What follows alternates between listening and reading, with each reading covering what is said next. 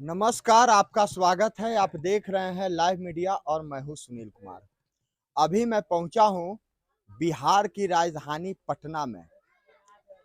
पटना के फुलवारी शरीफ ब्लॉक के अंतर्गत ये है गोनपुरा पंचायत में।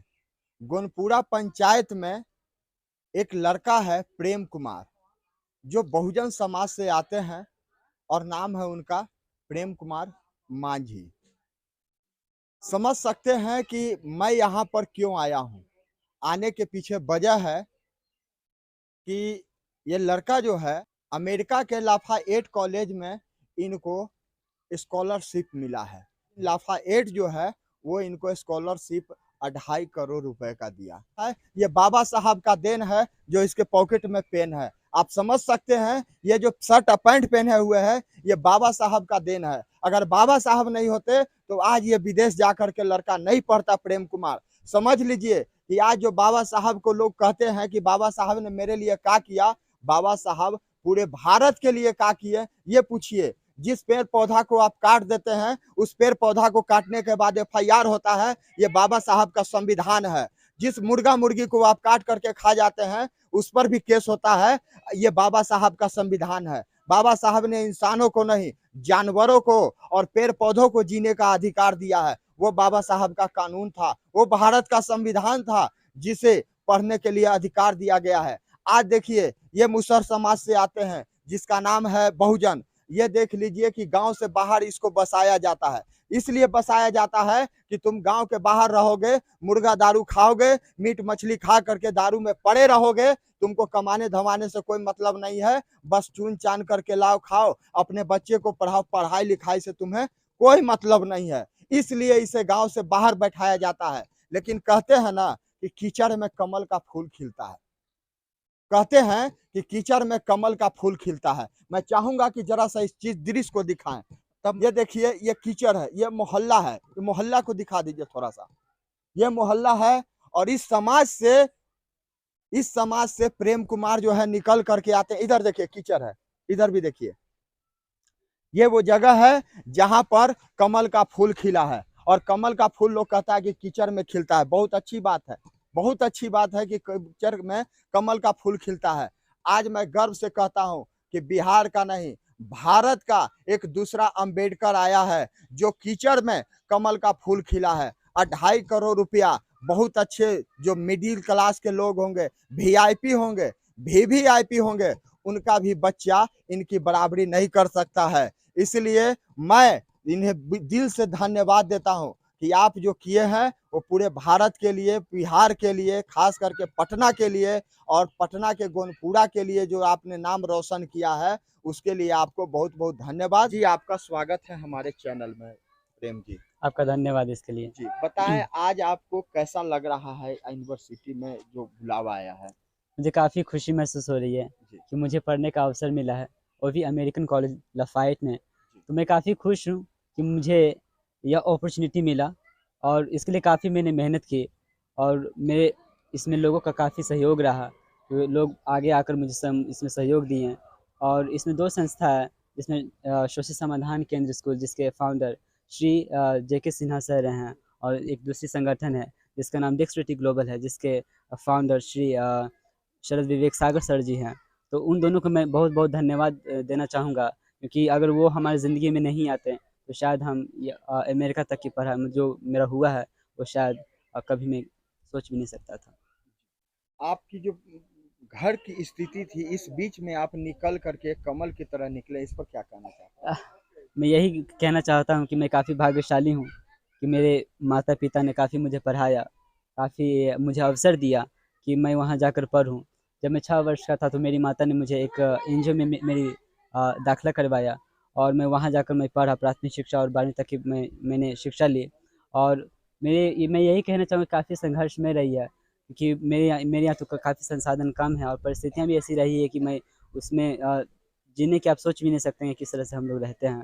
तो मैं यही कहना चाहूँगा कि परिस्थितियाँ कैसी भी हो अगर आपने कुछ करने की अगर चाह है तो आप हमेशा शिक्षा को सर्वप्रथम रखें और उससे उसी से आपका बदलाव हो सकता है और आपका जीवन में पहचान हो सकती है।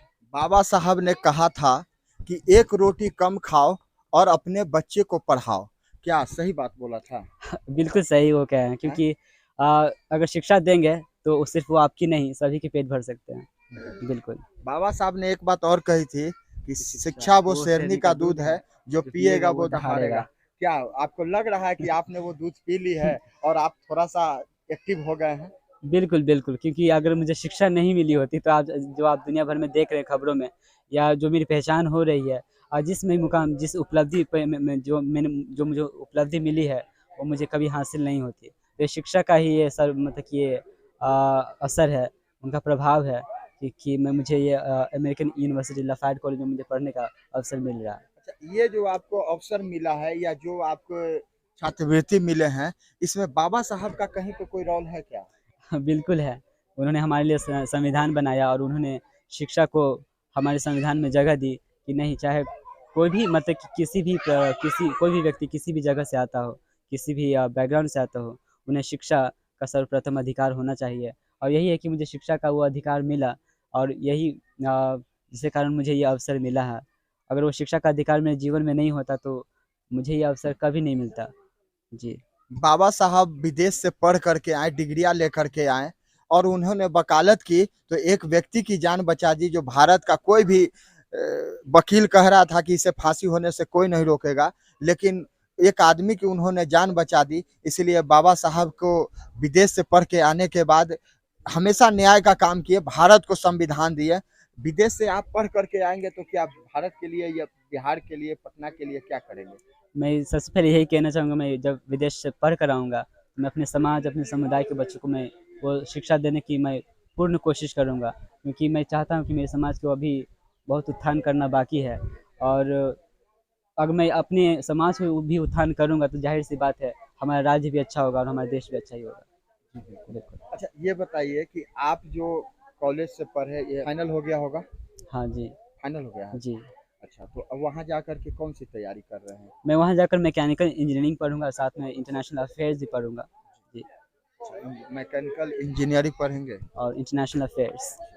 ये बताइए कि आपकी घर की आपकी जो घर की स्थिति है, ये घर की स्थिति जाने के बाद कौन सँभालेंगे, कौन देखेंगे इसको? मैं यही कहना चाहता हूँ कि मेरे जाने के बाद तो स्थितियाँ ज़्यादा नहीं बदलेंगी क्योंकि मैं तो चला जाऊँगा। मेरे पिताजी तो इसी तरह काम करते रहेंगे और इसी तरह रहेंगे। तो ये मैं कहूँगा कि मेरे जाने के बाद इसे सँभालने वाला तो कोई नहीं है। मेरे पिताजी हैं जो जैसे पहले रह रहे थे वैसे ही रहेंगे। तो मैं चाहूँगा कि और कुछ सपोर्ट मिल सके तो वो करें। अभी तो व्यवस्था हमारे यहाँ बहुत ठीक है। पहले तो होती थी छुआ-छूत होती थी, भेदभाव होता था लेकिन अब ऐसी स्थिति नहीं है। लोग साथ में रहते हैं, बातचीत करते हैं और सहयोग भी देते हैं। तो हमें नहीं लगता है कि इसमें अभी कुछ करने की ज़रूरत है। मैं यही चाहूँगा कि लोग इसी तरह सौहार्द बनाए रखें, जो भी उनका भाईचारा है इसी तरह बनाए रखें और लोगों का सहयोग मिलता रहे। जी। सरकार से क्या कहना चाहते हैं? बहुत बड़ा आप बिहार सरकार के नज़र में भी हैं। आपको अभी तक कोई सरकारी योजना का लाभ नहीं मिला है। आपका घर देखने से ऐसा लगता है कि आपको इसकी लाभ की ज़रूरत है। बिल्कुल। जी, क्या जी। कहना चाहेंगे? आपके बिहार सरकार देख रहे हैं। मैं यही कहना चाहूँगा कि मुझे वो संसाधन नहीं मिला है, पर मेरे जैसे और भी कई प्रेम हैं। तो अगर आप उनकी प्रतिभा को आप देख पा रहे हैं, तो उनको देखिए और इस तरह के संसाधन उनको देने की कोशिश करें ताकि वो भी हमारी तरह भी हमसे भी ज़्यादा विकास करें और हमारे देश, हमारे राज्य का नाम रोशन करें। आपके जो देखने वाले हमारे व्यूअर हैं, हाँ।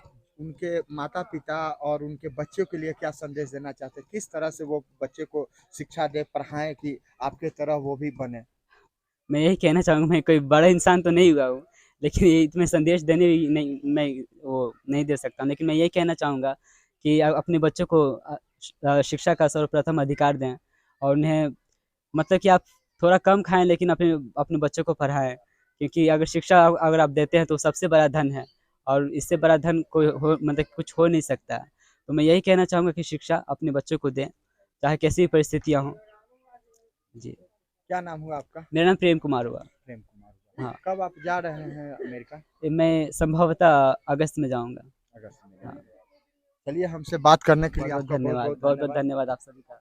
जी, आप देख रहे हैं कि क्या समस्या है और क्या स्थिति है। अब मैं आपको दिखाऊँगा प्रेम कुमार जी का घर, जहाँ पर वो पढ़ाई किए, जहाँ बचपन गुजरा, जहाँ खेले कूदे और बड़े हुए। अब बड़े हो करके अब जाएंगे दिसंबर में विदेश। आइए उनका घर दिखाता हूँ। ये देख सकते हैं, ये घर है। आइए थोड़ा सा इधर। ये वो घर है जहाँ पर ये रहते हैं, और घर ऐसा है कि हम खड़ा भी नहीं हो सकते हैं। देख सकते हैं, ये घर है। और देख लीजिए, बिहार सरकार करोड़ों का योजना बनाती है गरीबों के लिए, लेकिन गरीब तक नहीं पहुंचता है, वो बीच में दलाल तक पहुंच करके खत्म हो जाता है। अगर गरीब तक पहुंचता तो इसकी उम्र हो गई है 17-18 साल, प्रेम कुमार की, इसे जरूर ये लाभ मिलता। इसके पिताजी हैं, पिताजी को दिखा दीजिए। ये पिताजी हैं और इन्हें अभी तक इंदिरा आवास का जो लाभ होता है वो लाभ नहीं मिल पाया है। इधर आइए बाबू, थोड़ा सा हटो तो। ये छत है, देख लीजिए, करकट का। और यही वो उनका घर है जहाँ से वो अपना पढ़ाई शुरू किए, बचपन गुजारे। ये वो जगह है जहाँ पर बैठ करके ये पढ़ते थे और पढ़ करके यही वो जगह है जहाँ से प्रेम कुमार बैठ करके इसी चौकी पर पढ़ते थे और पढ़ करके यही बचपन गुजरा। और यहीं से पढ़ करके उन्हें आज जो है मिला है अमेरिका के यूनिवर्सिटी में इनको दाखिला। ये जो है अब जाएंगे अमेरिका। जी हाँ, आप देख रहे थे लाइव मीडिया। यह वीडियो आपको कैसा लगा हमें ज़रूर बताएं कमेंट करके। आप और जनहित में शेयर करें। आपका बहुत बहुत धन्यवाद।